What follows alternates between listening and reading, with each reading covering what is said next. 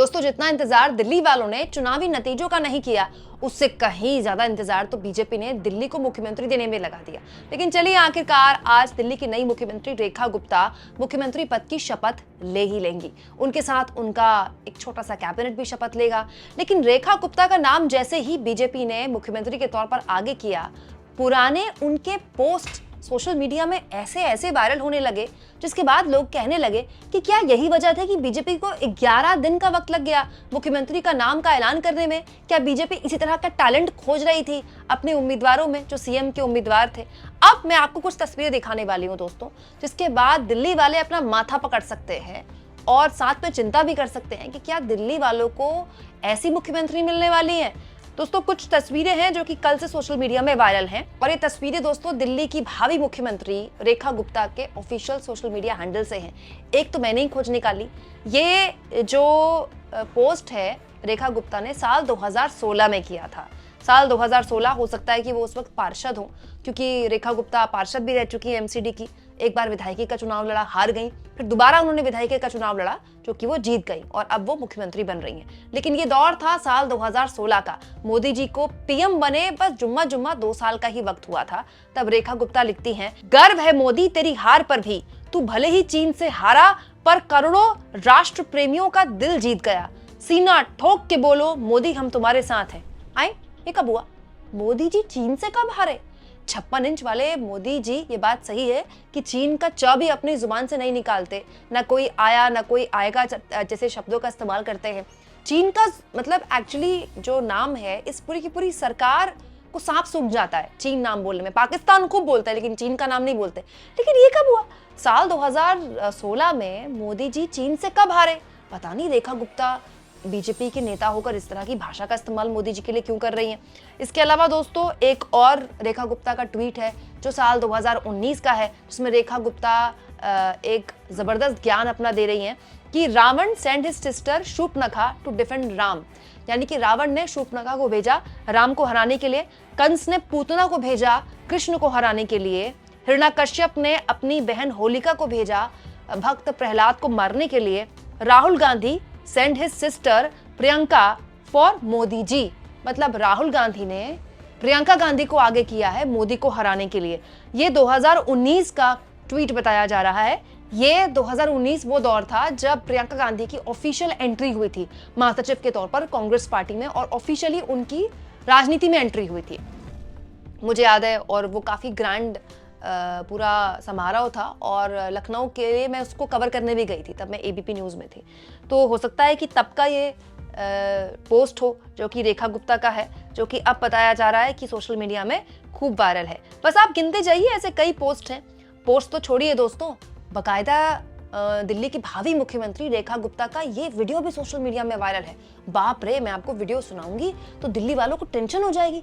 Video में रेखा गुप्ता इतनी नाराज हैं क्योंकि उस वक्त जेएनयू में हॉस्टल की फीस बढ़ा दी गई थी 300 रुपए, और जेएनयू में दोस्तों दलित, आदिवासी, गरीब तबके के लोग स्कॉलरशिप लेकर पढ़ाई करते हैं, और जेएनयू अब भी हमारे देश के सबसे प्रतिष्ठित विश्वविद्यालयों में से एक है। वो अलग बात है कि संघ को और बीजेपी वालों को ये जेएनयू से बड़ी खुन्नस है, क्योंकि वहाँ फ्री स्पीच है, वहाँ आप कुछ भी बोल सकते हैं, वहाँ पर कुछ भी बोलने में मनाही नहीं है।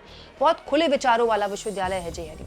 तो जेएनयू, जिन दिनों जेएनयू आंदोलन पीक पर हुआ करता था, कन्हैया कुमार वहाँ आंदोलन से निकले थे, हो सकता है तब का ये वीडियो है। दोस्तों, इस वीडियो में रेखा गुप्ता बता रही हैं कि 10 रुपए देकर हॉस्टल में रहते हैं, 50 साल तक पीएचडी के नाम पर पड़े रहते हैं, 1 लाख का मोबाइल रखते हैं, 8,000 के जूते पहनते हैं, और 300 रुपए हॉस्टल के फीस बढ़ने पर आंदोलन करते हैं। ये सारे देशद्रोही हैं।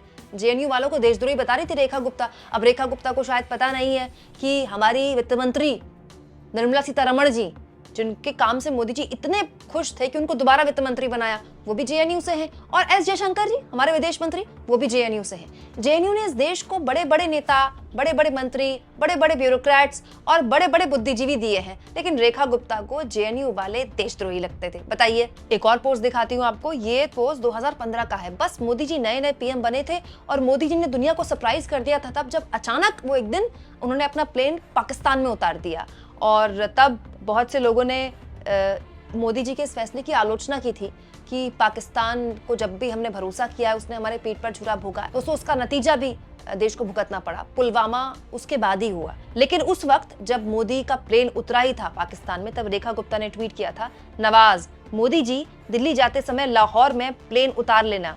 मोदी, क्यों बे? नवाज, जन्मदिन है, आप आओगे तो दोस्तों पे रौब जामेगा।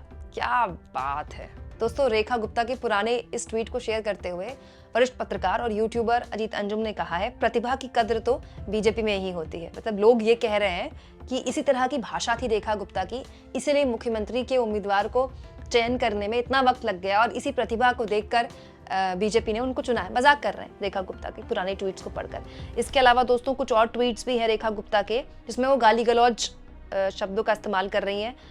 2019 का ये ट्वीट है। अरविंद केजरीवाल के लिए वो लिख रही हैं, दिल्ली तेरे बाप की भी नहीं है जो तू यहाँ मुख्यमंत्री बनकर बकवास कर रहा है। दिल्ली जनता की है और जनता ही तुझे तेरी माँ की कोख में वापस भिजवाएगी। बताइए, शब्द देखिए आप, पढ़िए क्या लिखा है। मेरे को तो पढ़ा भी नहीं जाता, मैं तो गाली गलौज करती नहीं हूँ, आपको तो पता है मैं कितनी सीधी सादी हूँ। लेकिन ऐसे शब्दों का इस्तेमाल, मतलब रेखा गुप्ता मुख्यमंत्री नहीं थी तब 2019 में, लेकिन बीजेपी की नेता तो थी, एक प्रतिनिधि तो थी। नेता को ऐसी भाषा शोभा देता है, बताइए। एक और ट्वीट है साल 2013 का, जब रेखा गुप्ता अरविंद केजरीवाल के लिए लिख रही हैं, केजरीवाल अपना जन्मदिन कभी नहीं मनाता, उन्होंने अपनी माँ से घटना का वीडियो मांगा था जिसे वो नहीं दे सकी। कितनी गंदी बात है। हालांकि दोस्तों अब सोशल मीडिया में जब ये ट्वीट्स वायरल हुए तो डिलीट होने का सिलसिला भी शुरू हो गया। बहुत सारे पोस्ट डिलीट हो चुके हैं और बहुत सारे पोस्ट अभी डिलीट होने बाकी हैं। उनमें से कुछ जो मैंने पढ़े वो डिलीट हो चुके हैं और एक दो जो मैंने पढ़े वो डिलीट होने बाकी हैं। अभी शायद डिलीट करने वालों की नज़र नहीं पड़ी। तो कहने वाले ये भी कह रहे हैं कि रेखा गुप्ता पूरी रात इसी में बिजी रही कि या तो वो बधाई संदेशों को धन्यवाद कहती रहती या फिर पुराने ट्वीट्स अपने डिलीट करती रहती, क्योंकि इतने सारे ट्वीट्स थे। और तो और दोस्तों, ये पुराना एक वीडियो है जो कि आम आदमी पार्टी ने शेयर किया, साल 2023 का वीडियो है, मतलब 2 साल पुराना वीडियो है, जिसमें तब क्योंकि रेखा गुप्ता बीजेपी की पार्षद थी, बीजेपी की पार्षद रही है रेखा गुप्ता, तो BJP mayor candidate Rekha Gupta की हार की बौखलाहट, तब वो मेयर की कैंडिडेट थी, तो मेयर का चुनाव हार गई थी बीजेपी। एमसीडी में केजरीवाल ने अपना मेयर बना लिया था। तब का ये वीडियो शेयर किया गया है जिसमें रेखा गुप्ता जबरदस्त हंगामा कर रही हैं और ये आम आदमी पार्टी ने शेयर किया है। 2 साल पुराना ये ट्वीट था, अब ये लोगों ने शेयर करना और शुरू कर दिया। इसके अलावा दोस्तों राहुल गांधी ने 2021 में एक ट्वीट किया था जिसमें वो लिख रहे हैं, जो नफरत करे वो योगी कैसा, योगी आदित्यनाथ के लिए। और इसको रिट्वीट करके रेखा गुप्ता लिख रही हैं, जिसके दादा कब्र में वो हिंदू कैसा। बताइए, राहुल गांधी के लिए इस तरह की भाषा का इस्तेमाल।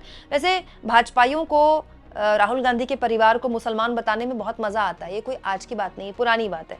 तो अब लोग कह रहे हैं कि क्या यही टैलेंट देखकर रेखा गुप्ता को मुख्यमंत्री का उम्मीदवार बनाया गया? नहीं दोस्तों, ऐसा नहीं है। रेखा गुप्ता के नाम पर बहुत लंबी चर्चा हुई, लेकिन रेखा गुप्ता आरएसएस का चेहरा रही हैं, आरएसएस ट्रेंड रही हैं, एबीवीपी से रही हैं और डूसू की राजनीति करती रही हैं, जमीन से उठी हुई राजनेता हैं। और इन दिनों सुनने में आया है कि एबीवीपी वालों का बड़ा वर्चस्व है बीजेपी में। हालांकि आरएसएस की तरफ से रेखा गुप्ता के नाम का बहुत दिनों से चर्चा थी, जब से सीएम के नाम की चर्चा हुई थी। आरएसएस के बड़े बड़े लोग टीवी में और अखबारों में इस तरह की संकेत दे रहे थे अनऑफिशियली कि रेखा गुप्ता के नाम को आगे पुश किया जाए।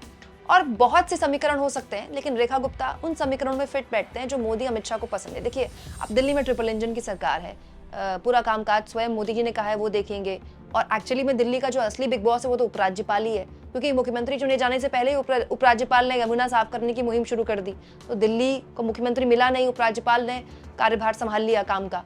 तो दिल्ली में मुख्यमंत्री के पास अब करने के लिए ज्यादा कुछ है नहीं, तो उनको एक यस मैन चाहिए। और दोस्तों बीजेपी में इन दिनों यस मैन का ही बोलबाला है, पर्ची वाले मुख्यमंत्री।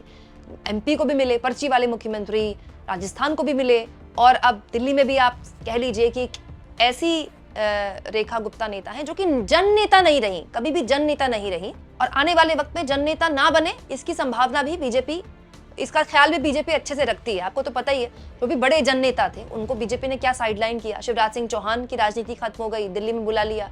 वसुंधरा राजे सिंधिया तो पता नहीं राजस्थान की राजनीति में इन दिनों कहाँ है।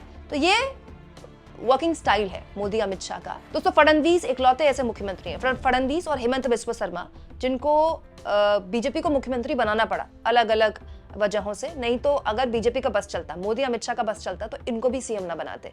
तो आप कह सकते हैं कि ये बीजेपी का वर्किंग स्टाइल है। मोदी अमित शाह को यस मैन पसंद है और उन्हीं में से एक रेखा गुप्ता भी हैं। खैर, लेकिन ये है कि रेखा गुप्ता आज सीएम पद की शपथ लेने वाली है और उससे पहले ही उनके जो पुराने ट्वीट्स हैं उसने थोड़ा सा रंग में भंग डालने का काम तो कर ही दिया है। आपको क्या लगता है दोस्तों, कमेंट बॉक्स में जरूर लिखें और जितना हो सके चैनल को शेयर करें, सब्सक्राइब करें और थैंक्स और ज्वाइन के ऑप्शन से अगर आप चाहें तो कुछ आर्थिक मदद भी चैनल की जरूर करें।